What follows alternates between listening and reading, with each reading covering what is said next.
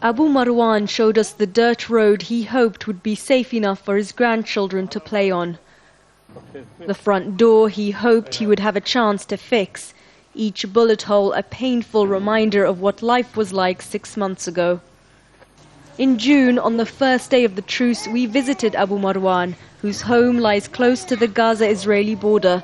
He was optimistic the Israeli incursions would stop.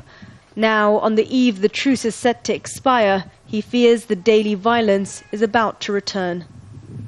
The truce worked at first, the violence eased.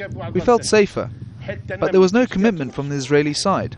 And when there is a violation, there has to be retaliation. If you touch an ant, it'll bite you back. So what happens when it's people that are being harmed and killed? What will the response be? That's what I'm afraid of. 6 months ago, an Egyptian brokered ceasefire between Palestinian factions and Israel was agreed on.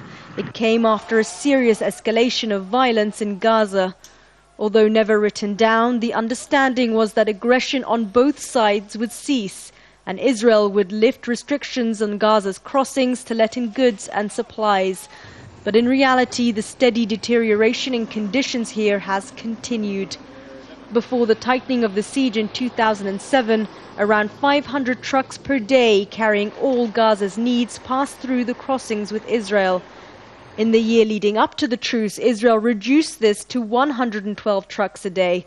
Following the declaration of the ceasefire, there was a short spike in trucks. But this declined steadily, and by the last month of the truce, only 23 trucks per day were entering the Gaza Strip from Israel. And that's not the only disappointment here.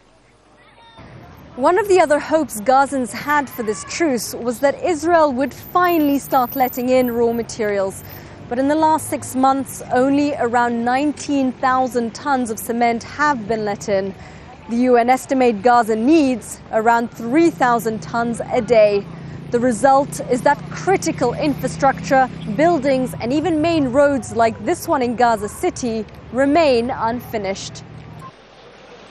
The lack of improvement has made Gazans skeptical about renewing the truce. I only want the truce to continue if it's good for both sides, not just Israel. Israel must open the crossings so that we can have a chance to solve our internal political problems. I'm against continuing the ceasefire. It hasn't benefited the workers in the factories or the farmers in the fields. It's only cemented the occupation. Over the last 6 months, Abu Marwan's family went hungry, but they never starved. They had frequent power cuts, but they coped. Now he's stopped hoping that life will get any better. The only thing Abu Marwan prays for is peace of mind and that the worst is not yet to come. Sherine, Tadros, Al Jazeera, Gaza.